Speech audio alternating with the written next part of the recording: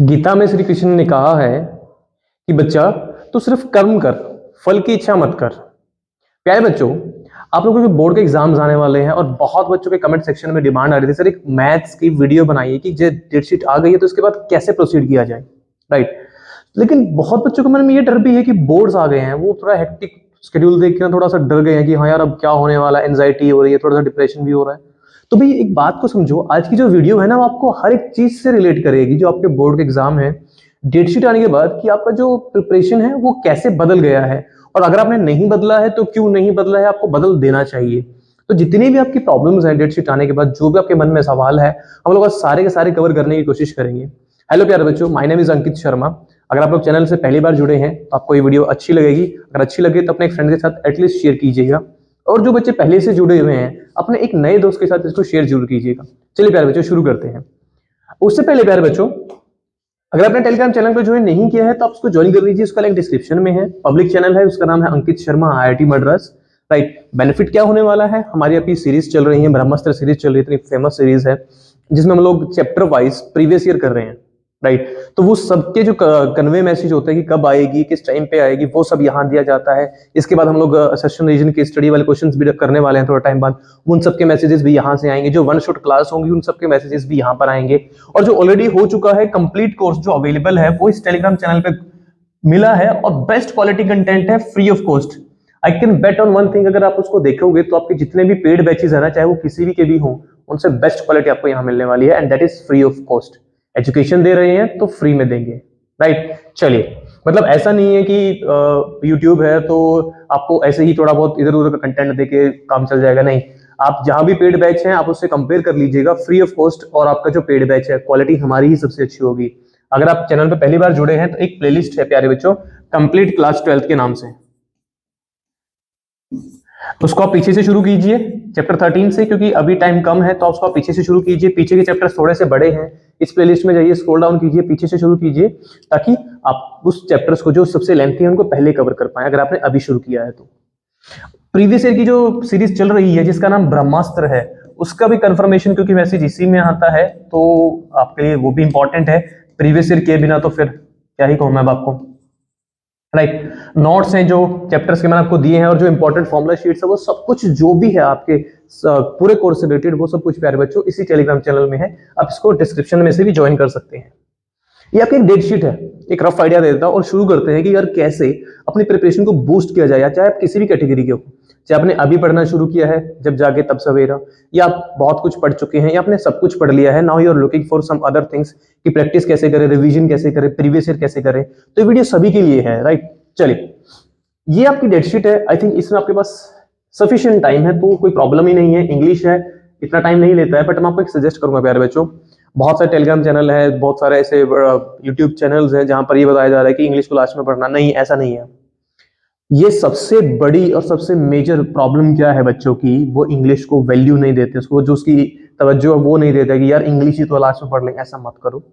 अगर आपने शुरू कर दिया है तो बहुत अच्छी बात है प्यारे बच्चों। अगर आपने शुरू नहीं किया है तो आज से, अभी से डेली की डेली इंग्लिश को टाइम देना शुरू करो, क्योंकि आप physics chemistry maths, physics chemistry bio, मतलब सभी में स्कोर कर जाओगे, फिर भी आपकी परसेंटेज डाउन जाएगी, तो वो सिर्फ और सिर्फ इंग्लिश की वजह से डाउन जाएगी, राइट। और इंग्लिश हर कॉलेज में जब इंटरेस्ट दी है तो इंग्लिश के मार्क्स जरूर देखे जाते हैं। तो प्यारे बच्चों, इंग्लिश को पढ़ना शुरू कर दो, ये मस्ट सब्जेक्ट है जिसको आपको आज से ही शुरू कर देना चाहिए, अगर आपने शुरू नहीं किया है तो। प्यारे बच्चों देखो, मैं मैथ्स का टीचर हूं, मैं मैथ्स पढ़ाऊंगा, बट स्टिल मैं आपको फोर्स कर रहा हूं कि इंग्लिश को आज से पढ़ना शुरू कर दो, क्योंकि ये सारे बोलते हैं कि हमारा सब्जेक्ट पढ़ो, हमारा सब्जेक्ट पढ़ो, मेरा मैथ्स पढ़ो, मेरा फिजिक्स पढ़ो, मेरा केमिस्ट्री पढ़ो, तो आपकी ओवरऑल परसेंटेज है ना डाउन हो जाएगी। शर्त लगा लो, अगर आपने इंग्लिश लास्ट के दिनों में पढ़ी तो। अभी समय है, डेली की डेली आधा घंटा, 1 घंटा, डिपेंडिंग अपॉन योर लेवल कि आपको इंग्लिश कितने अच्छे से आती है, आज से, अभी से पढ़ना शुरू कर दो। हैव फेथ इन मी, इतने दिनों से मेरे साथ जुड़े हुए हो तो आपको सब कुछ अच्छा ही मिल रहा है, तो मैं आपको आज भी अच्छी चीजें ही बताऊंगा, जो सच्चाई है वही मैं आपको बताऊंगा। हर साल ऐसा होता है, बच्चे ना अपने मेन कोर सब्जेक्ट साइंसेस पे बड़ा फोकस करते हैं, या अगर किसी दूसरी स्ट्रीम के है तो वो अपने मेन पे, इंग्लिश को कोई वैल्यू नहीं देता, और वही इंग्लिश ना फिर उनकी वैल्यू नहीं करती है। अगर आपने आज इंग्लिश की वैल्यू नहीं करी ना, तो बाद में आपकी वैल्यू नहीं करेगी इंग्लिश, और आपका स्कोर वैसे ही डाउन चला जाएगा। और सिर्फ आपके जो कोर सब्जेक्ट है, फिजिक्स केमिस्ट्री मैथ्स है, या फिजिक्स केमिस्ट्री बायो है, या कोई भी अकाउंटेंसी बिजनेस इको है, उसके बेसिस पे तो आप एडमिशन होने नहीं है, इंग्लिश भी तो काउंट होगी ना उसमें, आप वहां पर डूब जाएंगे प्यारे बच्चों। केमिस्ट्री है सफिशिएंट टाइम आपके पास, उसके बाद आपका फिजिक्स का पेपर है, इसमें भी सफिशिएंट टाइम है, राइट। उसके बाद हमारा मैथ्स का पेपर आता है मार्च 11 को, 6 तारीख को पेपर है, उसके बाद डायरेक्ट 11 तारीख को पेपर है। मतलब देखा जाए तो 6 मार्च का आधा दिन आपके पास है, और उसके बाद बीच में 4 दिन और है, क्योंकि 5वें दिन तो आपका पेपर ही हो गया, राइट। आप लोग इतने दिनों से पढ़ भी रहे हैं, आपने अभी भी शुरू किया है, तो अभी भी लेट नहीं है प्यारे बच्चों। बस सवाल ये है कि आपने हिम्मत छोड़ दी है या नहीं, अब करना चाहते हैं कि नहीं, सवाल बस इतना सा है। अगर आपको पढ़ने में प्रॉब्लम हो रही है ना, आप अपने आप से एक से सवाल पूछो, भाई करना चाहता भी है कि नहीं करना चाहता है, कि एम ही दिल को दिलासा दे जा रहा है, राइट। अपने आप से सवाल रोज पूछा करो। जिस दिन भी आपको लगे ना कि हाँ यार आज पढ़ने का मन नहीं है, आज ये नहीं है, आज वो नहीं है, अपने आप से एक सवाल पूछो, कुछ करना चाहते हो कि नहीं चाहते हो। सीधी सी बात है, एकदम स्ट्रेट हो गया, अपने आप से पूछो, शीशे के सामने खड़े हो जाओ ऐसे आईना लेके, और बोलोगे भाई करना चाहता है कि नहीं करना चाहता है। सीधी सी बात है, नहीं करना चाहता छोड़ दो, आगे बढ़ो, जीवन में बहुत काम होते हैं। तो करना चाहते हो तो फिर उसको दिल लगा के करो। ऐसा नहीं है कि मैं 6 दिन से पढ़ रहा हूँ तो मैं थक गया हूँ, आई नीड अ ब्रेक। फिर एक दिन का ब्रेक है ना, कब एक हफ्ते का, कभी एक महीने का ब्रेक बन जाए ना, पता नहीं चलता। बात समझ में आ रही है? कब वो 5 मिनट के लिए फोन उठाया था ना कि हाँ चल माइंड को फ्रेश कर लेते हैं, कब वो 5 मिनट 2 घंटे बन जाते हैं, पता नहीं चलता फिर फोन के ऊपर। तो इसलिए बोल रहा हूँ डेली पढ़ो और टाइम दे के पढ़ो, राइट। तो सफिशिएंट टाइम है मैथ्स में आपके पास, राइट। अब सवाल ये आया कि यार दिनों के हिसाब से गिना जाए, 24 फरवरी को पहला पेपर है, राइट। आज जो है, आज 4th 5th, आज 5th जनवरी है, आज 5th जनवरी है, 24 जनवरी का आपका पेपर है। तो मोटा मोटा देखा जाए तो आपके पास 1 महीना और 19 दिन है। 19 दिन को निकाल देते हैं, प्रैक्टिकल भी होने वाले, प्री बोर्ड्स भी होने वाले, 1 महीना बचा है। मतलब मेरे पास भाई बचा है 1 महीना, मतलब 30 दिन, 30 डेज मेरे पास बचे हैं। तो यार 30 डेज में मैं क्या करूं, मैं मजदूरी करूं कि मैं समझदारी से करूं? बात समझ में आ रही है? डिसाइड आपको करना है भाई, मेरी बात को सुनो बड़े ध्यान से। मजदूरी, मजदूरी करना चाहते हो या समझदारी करना चाहते हो? सवाल आपके ऊपर है कि आप क्या चाहते हो, मजदूरी की समझदारी, ये सवाल आपके ऊपर है कि हार्ड वर्क करना चाहते हो कि स्मार्ट वर्क करना चाहते हो। हार्ड वर्क तो गधा भी करता है, घोड़ा थोड़ी बन जाता है फिर वो। 30 दिन में भाई आप चाहकर भी सिलेबस कवर नहीं कर सकते इतनी इजीली, तो आपको करना क्या चाहिए फिर? तो फिर स्मार्ट वर्क क्या है? तो स्मार्ट वर्क क्या है?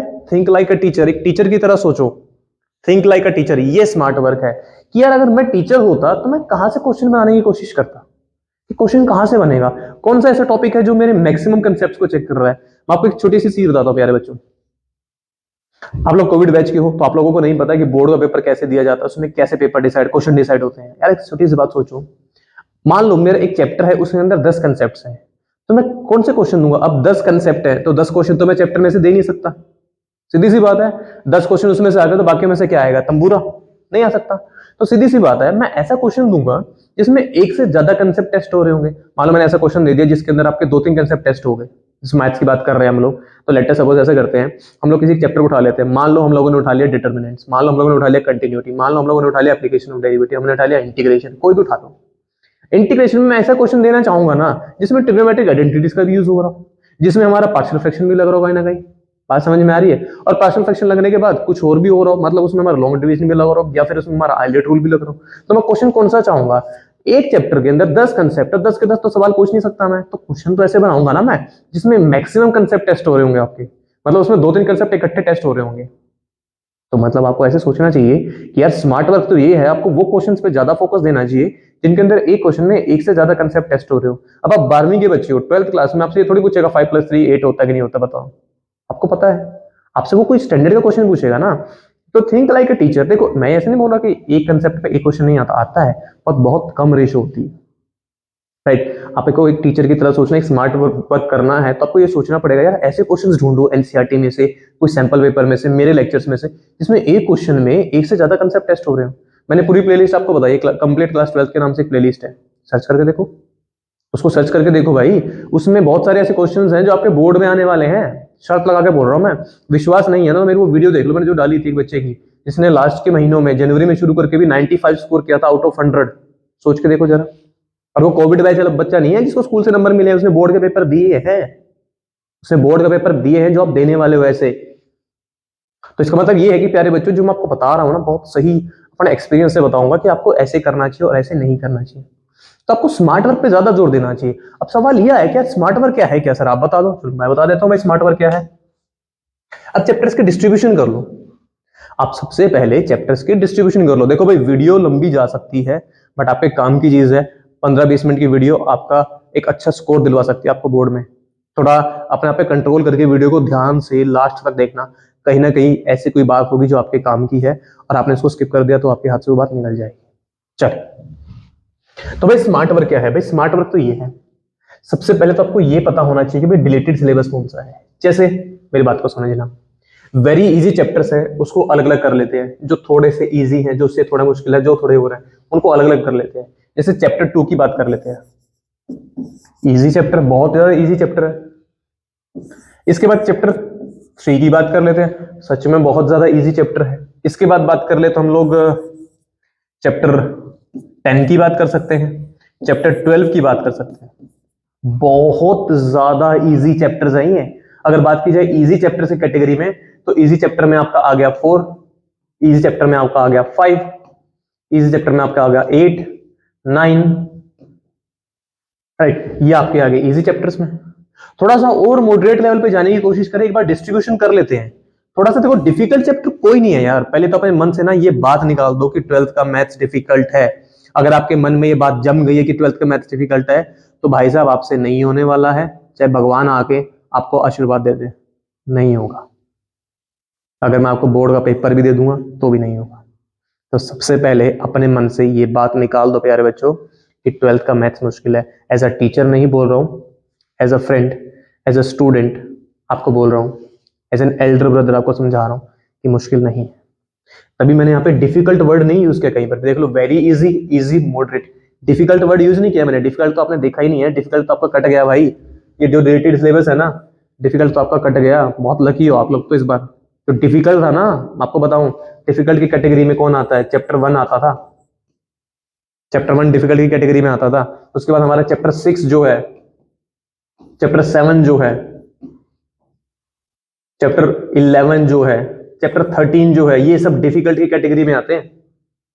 और डिलीटेड सिलेबस की मेहरबानी लगा लो, आपकी किस्मत लगा लो भाई। अभी डिफिकल्ट की कैटेगरी में ना, अभी मॉडरेट की कैटेगरी में आ रहे हैं। अभी किसी कैटेगरी में है, अभी मॉडरेट की कैटेगरी में आ गए। तो अब जरा ध्यान से देख लो कि डिलीटेड सिलेबस बहुत मायने रखता है प्यारे बच्चों। डिलीटेड सिलेबस के ऊपर मैंने वीडियो बनाई हुई है, आप चाहें तो मैं उसको आई बटन में डाल दूंगा, या आप चाहें तो उसको डिस्क्रिप्शन में से सर्च कर सकते हैं। पेज नंबर वाइज पूरी एनसीईआरटी के मैंने आपको बताया हुआ है कौन सा क्वेश्चन कटा है, और वो जेन्युइन है। देखो प्यारे बच्चों, मेरी बात को समझो। मैंने ऐसा नहीं कि अपनी प्रमोशन करने के लिए मैंने एक पीडीएफ बना के आपको दे दी कि ये कटा हुआ, ऐसा नहीं है। हम लोग जो भी यहाँ पर आपको तथ्य दे रहे हैं ना, वो एकदम सही है, बोर्ड के ऑफिशियल नोटिफिकेशन के हिसाब से है। तो वो जो डिलीटेड सिलेबस है ना, वो पक्का कटा है, उसमें से क्वेश्चन नहीं आएगा। और उसमें से अगर क्वेश्चन आ गया तो सीबीएसई को ग्रेस मार्क्स देने पड़ेंगे, क्योंकि सीबीएसई ने खुद बताया है कि पेज नंबर वाइज ये क्वेश्चन, ये टॉपिक कट गया है, और वही सेम मैंने आपको आगे कन्वे किया। तो इस बात को बड़े ध्यान से समझो। तो अब सबसे पहले तो मैंने आपको डिस्ट्रीब्यूशन दिखा दी कि चैप्टर्स को कैसे डिवाइड करना है। अब आपको ये भी बताऊंगा कि किस चैप्टर से कितने मार्क्स आने वाला है। मैं आपको ये भी बताऊंगा कि किस चैप्टर से कितने मार्क्स आने वाला है, अभी बताऊंगा वो मूवी आपको, राइट। एग्जैक्ट बताऊंगा कि किस चैप्टर से कितने मार्क्स, किस में से बड़ा आएगा, किस में से छोटा क्वेश्चन आएगा, राइट। तो डिलीटेड सिलेबस की वीडियो देख लो, उसके बाद आपका काम बिल्कुल आसान हो गया। शुरुआत करते हैं चैप्टर 2 से। चैप्टर 2 में से अगर बात की जाए, चैप्टर 2 की अगर बात की जाए, तो आपके पास चैप्टर 1 और चैप्टर 2 इसको मिला के 8 नंबर का पेपर में पूछा जाता है, जो हमारी फर्स्ट यूनिट है। 8 मार्क्स के बनता है चैप्टर 1 और 2। तो चैप्टर 2 की बात की जाए तो यहां से प्यारे बच्चों आपका 2 से 3 मार्क्स का बनेगा। यहां से आपका 2 से 3 मार्क्स का बनेगा। तो यहां से फिर कंफर्म्ड हो गया हमारा, क्योंकि 8 मार्क्स का हम लोग बना ही रहे हैं, तो यहां से 5 से 6 का बन सकता है। अंडरस्टूड सी बात है ना। मतलब 3 मार्क्स मैक्सिमम है वहां से। अगर वहां से 3 का आएगा तो यहां से 5 का आएगा। और मैं आपको एक चीज बता दूं, 5 मार्क्स का क्वेश्चन यहीं से बनेगा। तो मैं आपको ये भी बताऊंगा कि 5 मार्क्स का क्वेश्चन कहां से बनने वाला है, या केस स्टडी कहां से बनेगी, मैं आपको वो भी बता रहा हूं। भी बाद में याद रखोगे, जब बोर्ड का पेपर देखोगे ना कि हाँ अंकित सर ने सही बताया था। आगे चलते हैं, चैप्टर 3 की बात कर लेते हैं भाई। चैप्टर 3 में से ना, चैप्टर 3 और चैप्टर 4 इन दोनों को मिला के 10 मार्क्स का बनता है पेपर में। दोनों को मिला के 10 मार्क्स का बनता है। अगर बात की जाए इसकी, तो इसमें से आपका 3 to 4 मार्क्स का आएगा, और इसमें आपका 5 to 6 to 7 मार्क्स का आएगा। आपका इसमें 6 to 7 मार्क्स का आएगा। रीजन भी बहुत सिंपल सा रीजन है यार, इसके अंदर कोई ऐसे बड़े कोई टॉपिक्स है ही नहीं जो आपको कवर करवा सके, जो आपको क्वेश्चन बना सके मैक्सिमम, बट इसमें है सिस्टम सॉल्व करने वाला है, क्वेश्चन आ सकता है 5 मार्क्स में। सिस्टम सॉल्व करने वाला है, आ सकता है, डिटरमिनेंट के ऊपर क्वेश्चन बन सकते हैं कि एडजॉइंट ए का डिटरमिनेंट क्या आएगा, एडजॉइंट ए का डिटरमिनेंट, ये वाली प्रॉपर्टी आप लोगों ने पढ़ी होगी, इसके ऊपर क्वेश्चन आएगा बोर्ड में, इस प्रॉपर्टी के ऊपर क्वेश्चन आएगा। एक ये प्रॉपर्टी भी पढ़ी होगी आपने कि k टाइम्स ऑफ a का डिटरमिनेंट इज k की power n into determinant of a, n क्या है, a का a मैट्रिक्स का ऑर्डर है, स्क्वायर मैट्रिक्स है, तो ये बनेगा भाई चैप्टर 3-4 में से। आगे बात कर लेते हैं, बात करें चैप्टर 10 की, तो चैप्टर 10 और चैप्टर 11 इन दोनों को मिला के ना 14 मार्क्स का बनना है।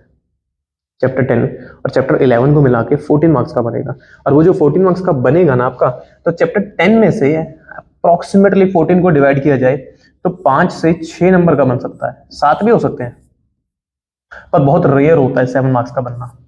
क्यों? क्योंकि जो चैप्टर 11 है ना, इसमें वेक्टर्स दोबारा रिपीट हो ही जाता है, तो कुछ हम कह नहीं सकते, तो यहां पर आपका बन सकता है वो 8 का या 9 मार्क्स का, राइट, 8 मार्क्स का या 9 मार्क्स का आपका यहां से बन सकता है।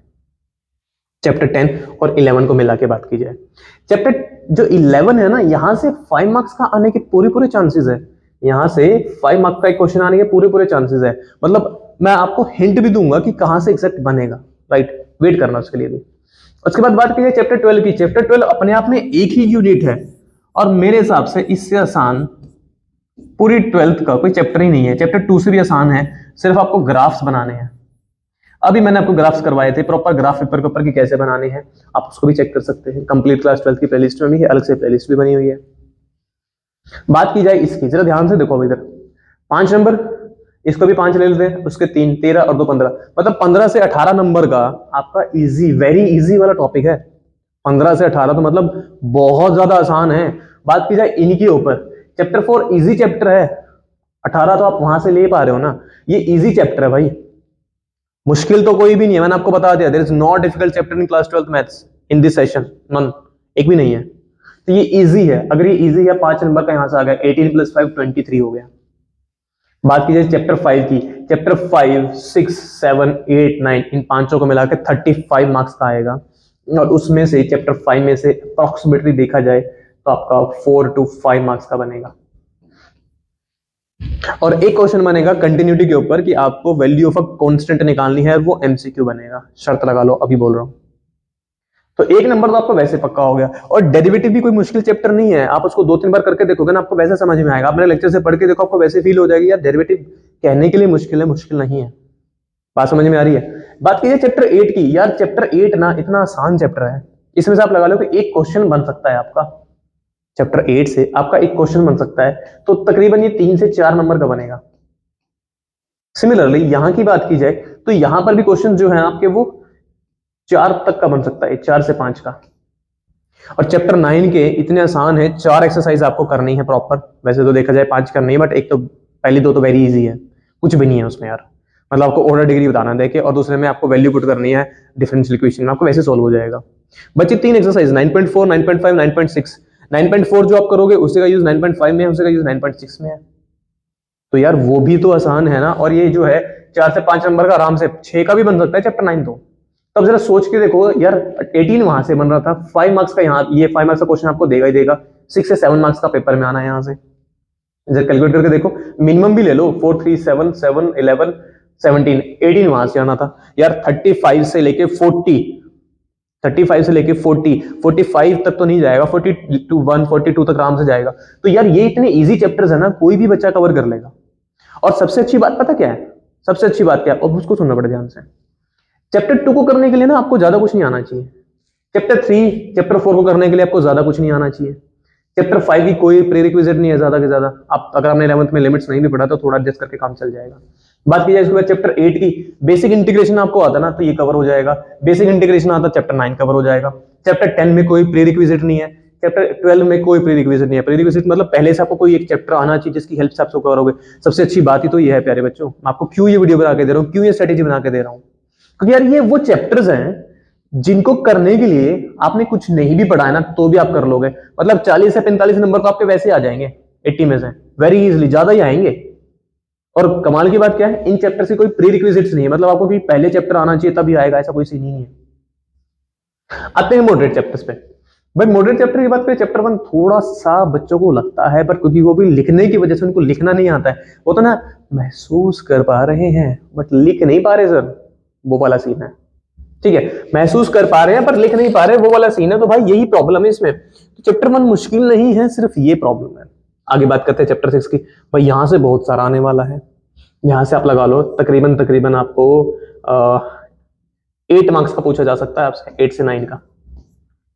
चैप्टर 7 की बात की जाए तो चैप्टर 7 भी अप्रोक्सीमेटली कुछ ऐसा ही बनने वाला है कि आपका ना कवर हो जाएगा ये सारा मिला के, मतलब ये 4-5 का आ रहा है, ये 3-4 का, ये 4-5 का, ये 8-9 का, तो यहां से भी तकरीबन इतना ही बन जाएगा कि 8-9 के आसपास बन ही जाए बात। मतलब आप ये लगा लो कि ये तीनों को, पांचों को मिला के ना 35 बनाना है हमें, बाकी सबके मैंने आपको बता दिए। चैप्टर 7 आपको आइडिया लग जाएगा। और चैप्टर 7 की भी कुछ एक्सरसाइज ऐसी है जिनमें क्वेश्चन बनेगा ही बनेगा। 7.2, 7.3, 7.4, 7.7, इनमें से छोटा क्वेश्चन बनने के पूरे चांस है, एमसीक्यू और 2 मार्क्स का। बात समझ में आ रही है? पार्शियल फ्रैक्शन वाला एक्सरसाइज है, वहां से क्वेश्चन बड़ा बन सकता है, या फिर प्रॉपर्टीज ऑफ डेफिनेट इंटीग्रेशन पे क्वेश्चन बन सकता है बड़े वाला। और प्रॉपर्टीज में कुछ नहीं है, अगर आपने प्रॉपर्टीज 7.11 को और मिसलेनियस को बड़े ध्यान से एक एक क्वेश्चन को सॉल्व करके देखा विद एग्जांपल्स, तो आपका चैप्टर 7 आधे से ज्यादा कवर हो जाता है बड़े क्वेश्चंस की बात करें तो। ठीक है, उसके बाद चैप्टर 11, अगर आपने चैप्टर 10 को बड़े अच्छे से समझा ना, तो चैप्टर 11 भी आपके लिए फिर तो आसान सा हो गया, है ना। चैप्टर 11 भी आपके लिए आसान सा होगा, यहाँ से क्वेश्चन भी आना पड़ेगा, यहाँ से आपका क्वेश्चन भी आना है। अब वो जो दूसरा क्वेश्चन आपको बोल रहा था, देखो 4 क्वेश्चन बनने वाले हैं, तो अगर 5-5 के 3 हो गए तो वो 12वें से बन सकता है, क्योंकि 12वां है ही 5 नंबर का, ग्राफ बनाना आ सकता है, तो 5 नंबर का क्वेश्चन यहां से बन सकता है। 5 का नहीं बनेगा तो फिर यहां से 3 का बन पाएगा, राइट। फिर 5 का कहां जाएगा, 8वें के पास जाएगा, फिर वो इसको दी जाएगी जिम्मेवारी, राइट। उसके बाद बात की जाए, अगर मान लो कि यहां से बात नहीं बन पा रही है, क्योंकि चैप्टर 8 में से और चैप्टर 12 में से 3 मार्क्स का भी बन सकता है, तो भाई जो भावी उम्मीदवार है वो ये है चैप्टर 13, फिर ये हट जाएगा। बात समझ में आई? और चैप्टर 13 के 2 ही टॉपिक्स हैं जिसमें से क्वेश्चन बन सकता है बड़े वाला।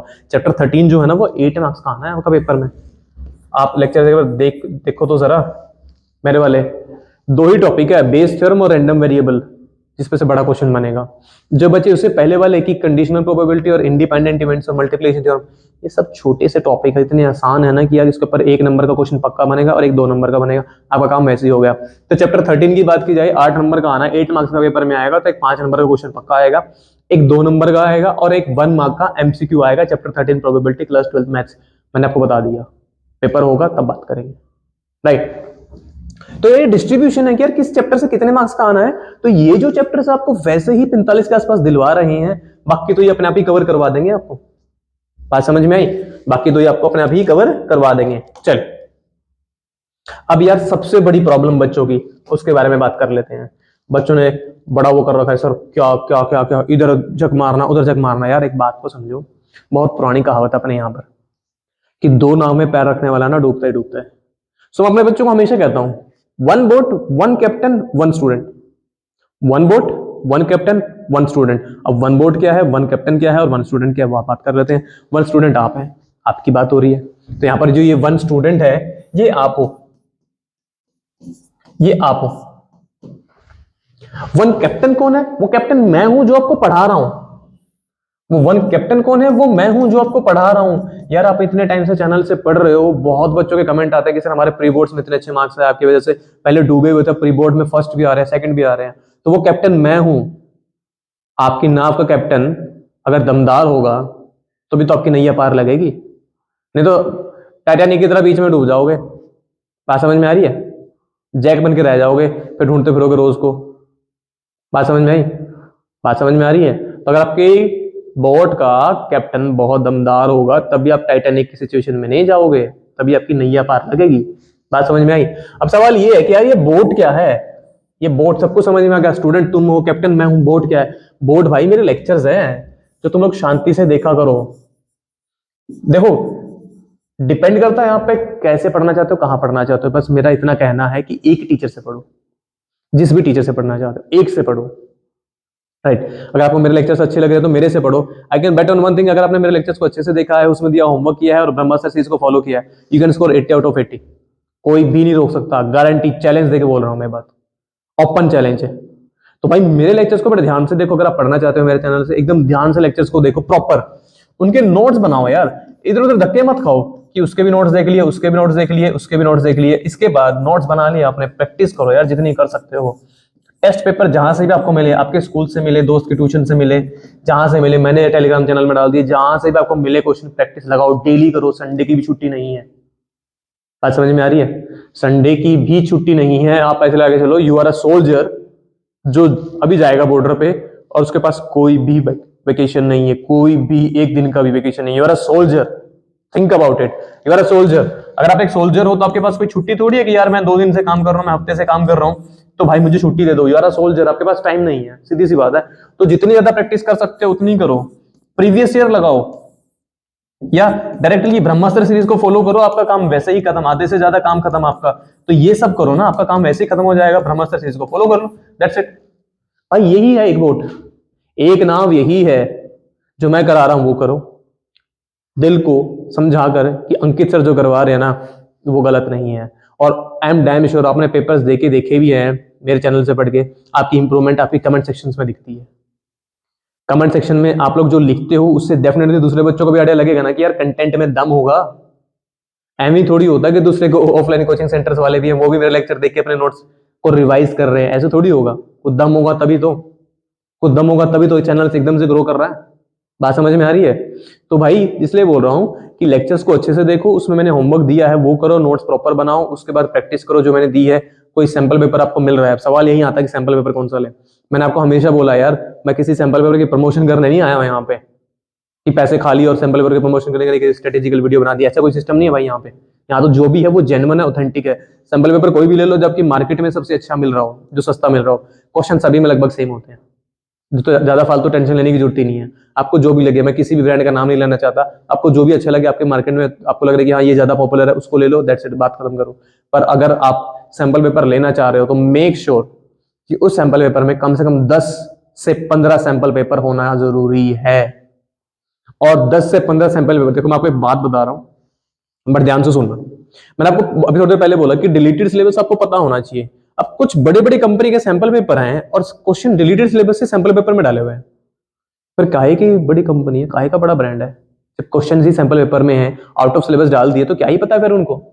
तो ब्रांड के पीछे मत जाना, सैंपल पेपर लोगे ना उसको खोल के देखो कि भाई एक आधा सैंपल पेपर की ये 2-3 पैसे थोड़ी लगते हैं, बुक सेलर के पास जाके सैंपल पेपर खोल के देखो, पैसा तो लेगा कि 10 रुपए दो यार मैं तब दूंगा, ऐसा थोड़ी होता है। उसको खोल के देखो भाई इसमें क्वेश्चन किस लेवल के हैं, क्या आउट ऑफ सिलेबस क्वेश्चन भी हैं, अगर है तो छोड़ दो, वो सैंपल पेपर बेकार है, चाहे कितनी बड़ी कंपनी का हो। सीधी सी बात है, जो सच है जो जेन्युइन है मैं आपको वो बताऊंगा। ठीक है प्यारे बच्चों, मैं यहाँ पर किसी की फालतू की प्रमोशन करने तो आया नहीं हूँ। तो सीधी सी बात बता रहा हूँ, सैंपल पेपर कोई भी मार्केट में जाओ जो पॉपुलर है उसको उठा के देखो, अगर उसमें से डिलीटेड सिलेबस में भी है तो उसको वापस रख दो, उसको मतलब दूसरा देखो। थोड़ी सी मेहनत तो करनी पड़ेगी, ऐसा थोड़ी कि मुंह खोल के बैठ जाओगे कोई खीर डाल देगा तुम्हारे, ऐसा थोड़ी होगा। तो खुद तो कुछ करोगे भी ना, पेपर तो तुम्हारा ही होगा। तो ये काम करो, सही बता रहा हूँ, सबसे अच्छा तरीका है। तो भाई ये बात हो गई हमारी कि सैंपल पेपर कौन सा अच्छा है और इसका क्या मतलब है। यार ईमानदारी से बता रहा हूं आपको, सच में आप लोग इतने दिनों से पढ़ रहे हो, जो अभी पढ़ रहे हैं उनको उनकी परफॉर्मेंस दिख गई होगी, और अगर दिख गई तो कमेंट सेक्शन में जरूर बताना फिर, ताकि दूसरों को भी पता लग जाए। उनको लगेगा बाकी यूट्यूबर्स की तरह सर तो गोली नहीं दे रहे हैं, उनको समझ में आ जाएगा। फिर बात समझ में आ रही है? तो भाई ये है one boat one captain one. चलिए अब ये आया कि यार टाइम को कैसे डिवाइड किया जाए, इतने बच्चों की प्रॉब्लम है सर कैसे करें। फिर सोचता हूँ कि यार सबको तो एक एक करके मैं बता नहीं सकता, तो एक वीडियो के अंदर ही चीजें बता देता हूँ। कौन से सब्जेक्ट्स को सबसे ज्यादा टाइम देना चाहिए? मैं तो कहूंगा कि आप सारे सब्जेक्ट्स डेली पढ़ो, जिस सब्जेक्ट में आप वीक हो उसको ज्यादा टाइम दो। मान लो आप किसी सब्जेक्ट में वीक हो ना, तो आप उसको टाइम दो, जिसमें आप वीक हो उसको ज्यादा टाइम दो। ज्यादा का मतलब ये नहीं है कि सारा दिन। वीक का सब्जेक्ट जो आपका, जिसमें आप सबसे ज्यादा वीक हो उसको ज्यादा टाइम दो। इंग्लिश पढ़नी ही पढ़नी है, मस्ट है। इंग्लिश के लिए तो ये लिखा के चलो, इंग्लिश मस्ट है। या आपके पास जो भी एक और सब्जेक्ट है, फाइन आर्ट्स है, म्यूजिक है, XYZ टाइपोग्राफी जो भी है, वो मस्ट है। डेली आधा घंटा 1 घंटा, डिपेंड्स अपॉन योर लेवल। तो जो आपका वीक है उसको ज्यादा टाइम दो, पर पढ़ने सारे सब्जेक्ट्स हैं, ऑल सब्जेक्ट्स। ऐसा नहीं कि एक आधे को छोड़ दिया कि सर चलो एक आधा छोड़ देते हैं, कौन ही देख रहा है, ऐसा सिस्टम नहीं है। ऑल सब्जेक्ट्स, और डेली डेली पढ़ने हैं। चलो, हाउ टू रिवाइज। अब ये भी बड़ा प्रॉब्लम है यार बच्चों में कि रिवाइज कैसे करना है। मैं आपको बताता हूँ। अगर आपने सब कुछ पढ़ लिया ना, आपको सही रास्ता बताऊंगा। आपने मैथ्स की बात कर रहे हैं हम लोग, तो आपने मेरे नोट्स बना रखे होंगे। आप नोट्स खोलो, जैसे नॉवल को पढ़ते हैं ना, आप इसको पढ़ना शुरू करो। अगर आपने नोट्स को अच्छे से पढ़ा है ना, तो आपको वैसे देख के पता लग जाएगा, हाँ यार ये ऐसे होगा, ये ऐसे होगा, ये ऐसे होगा। बट आपको लग रहा है कि नहीं यार इसमें मेरा पेज फंस जाएगा, मैं अटक जाऊंगा या अटक जाऊंगी, उसको लिख के देखो। रिवाइज करने का मतलब ये नहीं होता है कि आप सब कुछ दोबारा से करने लग जाओ, भाई नहीं हो पाएगा। जो करना चाहिए फिर उसके लिए टाइम नहीं बचेगा। तो नोट्स को उठाओ, पहले पेज से शुरू करो, जिस चैप्टर से आप करना चाहते हो, एक एक करके उसको करते जाओ सॉल्व। आप उसको नॉवल की तरह पढ़ो। आपको लग रहा है कि हाँ यार यहाँ पर मैं अटक जाऊंगा, सबको अपने अंदर सच्चाई पता होती है, मेरे बताने से नहीं पता लगेगी। आपको पता है कि आपका वीक पॉइंट क्या है, आपका स्ट्रॉन्गेस्ट पॉइंट क्या है। जब आप उसको पढ़ोगे ना, देखोगे पेज को, हाँ इस पेज पे लिखा हुआ, आपको समझ में आ गया यार मैं यहाँ अटकता हूँ, अटकती हूँ, उसको लिख के देखो। उसके ऊपर 2-3 क्वेश्चन सोल्व करके देखो, उसके ऊपर प्रीवियस करके देखो, आपको वो पॉइंट जो है वो वैसे स्ट्रॉन्ग हो जाएगा और आपकी रिवीजन भी हो जाएगी। और सबसे अच्छी बात क्या है, कम टाइम में हो जाएगी। राइट। उसको सिर्फ रिवीजन नहीं बोलेंगे, उसको बोलेंगे एफिशिएंट रिवीजन। उसको सिर्फ रिवीजन नहीं, उसको बोलेंगे एफिशिएंट रिवीजन। चलिए प्यारे बच्चों, आगे बात करते हैं। 80-20 रूल यही है जो मैंने आपको अभी बताया। आप प्रीवियस ईयर्स को देखिए, जो मैं आपको ब्रह्मास्त्र सीरीज दे रहा हूं, उसकी प्लेलिस्ट अलग से बनी हुई है। ये प्रीवियस ईयर क्वेश्चंस के नाम से प्लेलिस्ट है। तो प्यारे बच्चों, आप उसमें से एनालाइज कीजिए कि इस चैप्टर में से ना किस तरह के क्वेश्चंस ज्यादा आ रहे हैं। देखो, हर चैप्टर में से मैंने आपको शुरुआत में भी बोला 10 कंसेप्ट है, तो 10 के 10 तो पूछ नहीं सकता। तो पूछेगा कौन से, जो सबसे ज्यादा इंपॉर्टेंट होंगे। तो आप यार, आपके सामने सब कुछ प्रेजेंट कर दिया है मैंने, इतना अच्छा कंटेंट दे रहा हूं आप लोगों को, आपको तो बस खोल के वीडियो देखनी ही तो है। अगर उसमें भी प्रॉब्लम है तो भाई फिर क्या ही करोगे जीवन में तुम, सोच के देखो। तो वो ब्रह्मास्त्र सीरीज को देखो, उसमें से एनालाइज करो कि यार चैप्टर वाइज ना ये मैं क्यों करवा रहा हूँ चैप्टर वाइज। एक बात सोच के देखो, मैं आपको प्रीवियस ईयर ऐसे भी तो करा सकता था ना कि एक पूरा पेपर सॉल्व, एक पूरा पेपर दुनिया करवाती है, पर उसको फायदा ही क्या है, पढ़ना तो चैप्टर वाइज होगा। या पूरा सिलेबस एक बार में पढ़ लोगे। क्यों करवा रहा हूं आपको, इसलिए तो करवा रहा हूं ताकि आपको ये पता लगे कि यार इस चैप्टर से ये चीज ज्यादा इंपॉर्टेंट है, ये ज्यादा इंपॉर्टेंट है। आपको वैसे पता लग गया कि भाई ये चीज करने लायक है और ये करने लायक नहीं है। इसको तो स्मार्ट वर्क बोलते हैं भाई। चल प्यार बच्चों, how many hours in a day. यार ये आप पे डिपेंड करता है, बट आई पर्सनली फील कि यार क्योंकि एग्जाम आ रहे हैं, तो you should invest 8 hours at least in a day for self study. Tuitions की बात नहीं कर रहा हूं, फॉर सेल्फ स्टडी। 2 महीने की बात है, कोई बड़ी बात भी नहीं है। अब 8 आवर्स को डिवाइड कैसे करें, मॉर्निंग में, इवनिंग में। तो मेरा मानना ये है कि अगर आप नाइट आउल है, नाइट आउल मतलब रात को जागने वाला उल्लू, तो रात को ज्यादा मत पढ़ो, एक लिमिट तक ही पढ़ो। एफिशिएंट स्टडी नहीं होती है रात को, मतलब मोस्टली बच्चों का, कुछ की होती है, मैं ये नहीं कर रहा हूँ कि 100% बच्चों की नहीं होती है, बट कुछ की होती है, कुछ की नहीं होती है। मैं क्यों फोर्स कर रहा हूँ आपको दिन में पढ़ने के लिए, क्योंकि आपके बोर्ड के पेपर भी दिन में होंगे और आपके माइंड को वो हैबिट पड़ जाएगी काम करने की दिन में। मैं तो हमेशा बोलता हूं कि 10:30 से 1:30 हमेशा पढ़ो। 10:30 बजे से मैं हमेशा एक बात बोलता हूं, बड़े ध्यान से सुनो मेरी बात को भाई। देखो, मैं आपको ना सारी ऑथेंटिक चीजें बताऊंगा, फेंकूंगा नहीं। मैं हमेशा बोलता हूं कि 10:30 से ना 10:30 AM से 1:30 PM डेली पढ़ो। मैं तो आपको हमेशा ही बोलता हूं, और पढ़ो 10:30 से 1:30 तो पक्का पढ़ो, क्योंकि आपका बोर्ड का पेपर जो होगा वो इसी टाइम होगा। तो आपके दिमाग को वैसे ही आदत पड़ जाएगी पढ़ने की, दिमाग को चलने की, काम करने की आदत वैसे ही पड़ जाएगी इस टाइम पे। तो आप अपने टाइम को डिवाइड करो, मॉर्निंग में करो, इवनिंग में करो, आफ्टरनून में करो, नाइट में करो, पर रात को ज्यादा मत पढ़ो। मेरी सलाह आपको ये है, क्योंकि रात को ज्यादा पढ़ोगे, सुबह लेट उठोगे, तो आपका ये टाइम जो है डिस्टर्ब हो जाएगा, क्योंकि माइंड की भी तो आदत बन जाती है ना, माइंड को तो पता ना क्या टाइम चल रहा है। तो 10:30 से 1:30 तो पढ़ना ही पढ़ना है, ये बात भी कंफर्म है। उसके हिसाब से आप पार्टीशंस में पढ़ो। मतलब ऐसा ना करो कि यार 8 घंटे पढ़ना ना, तेरा भाई आग लगाएगा 3 घंटे के बारे में ना। मैं हमेशा मना करता हूं, ऐसा नहीं, ऐसे नहीं। लंबी रेस का घोड़ा ऐसे नहीं बढ़ता है। वो क्या करेगा, वो 1 घंटे में से ना 45 मिनट, 45 से लेकर 50 मिनट तक पढ़ेगा, 10 मिनट का ब्रेक लेगा, और 10 मिनट के ब्रेक में भी कोई इधर उधर का काम नहीं करेगा जिससे माइंड डिस्टर्ब हो जाए। फोन का यूज नहीं करेगा, टीवी नहीं देखेगा, वॉक करेगा, पानी पिएगा, वॉशरूम जाओ, इधर उधर घूमो, पर ज्यादा ऐसा मत कुछ करो जिससे आपका जो रिदम बना हुआ है ना वो डिस्टर्ब हो जाए, वो टूट जाए। तो ऐसे कर करके आप 8 घंटे की आदत इतनी जल्दी बना दो, एक बार में नहीं बनेगी। अगर आपकी आदत है ऑलरेडी तो कोई बड़ी बात नहीं, आपकी 4 घंटे की है, 5 घंटे की, धीरे धीरे धीरे करके वो 8 घंटे भी हो जाएगी। थोड़ा पेशेंस रखेंगे ना और डिटर्मिनेशन होगा तो बन जाएगी। ठीक है प्यारे बच्चों, वो कहते हैं ना, करत करत अभ्यास के जड़मती हो तो सुजान, रसरी आवत जाते सिल पर परत निशान। एक बहुत पॉपुलर दोहा है, हम लोग अपने स्कूल टाइम में सुनते थे कि करत करत अभ्यास के जड़मती हो तो सुजान, रसरी आवत जाते सिल पर परत निशान।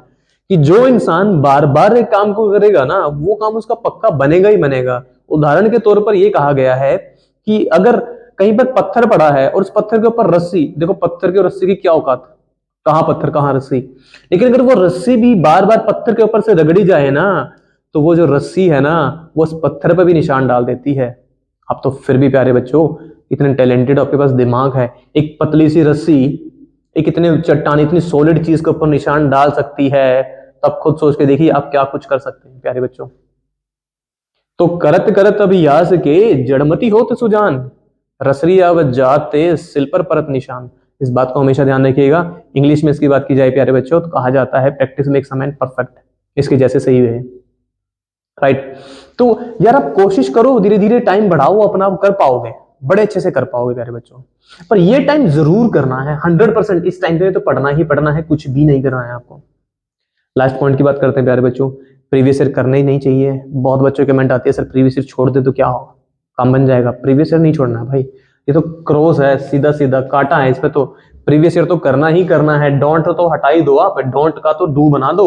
डू प्रीवियस ईयर क्वेश्चन, जितने मैक्सिमम करोगे उतना आपको फायदा मिलेगा प्यारे बच्चों, राइट। जितना आप करोगे ना उतना आपको बेनिफिट मिलने वाला है इसका। दिसंबर प्री बोर्ड में डूब गए तो क्या हुआ, मेरे चैनल पे आए हो तो बोर्ड्स में नहीं डूबने दूंगा, इस बात की भी गारंटी है। वादा रहा आपसे कि अगर प्री बोर्ड में आप डूबे हो तो बोर्ड्स में नहीं डूबने दूंगा। जो बच्चे पहले चैनल से जुड़े हैं, आप कमेंट सेक्शन में लेक्चर्स के हर कमेंट सेक्शन में, हर एक लेक्चर के कमेंट सेक्शन में जाके देख सकते हैं बच्चों की कमेंट्स हैं। और वो फेक कमेंट तो हो नहीं सकती, मैं तो कर नहीं सकता इतने सारे कमेंट्स, अलग अलग चैनल्स अलग अलग बना के, है ना। तो यहाँ पर तो यार जो कुछ है वो सब ऑथेंटिक है, सब कुछ जेन्युइन है, जो है टू द पॉइंट है, आपके फेस पे है।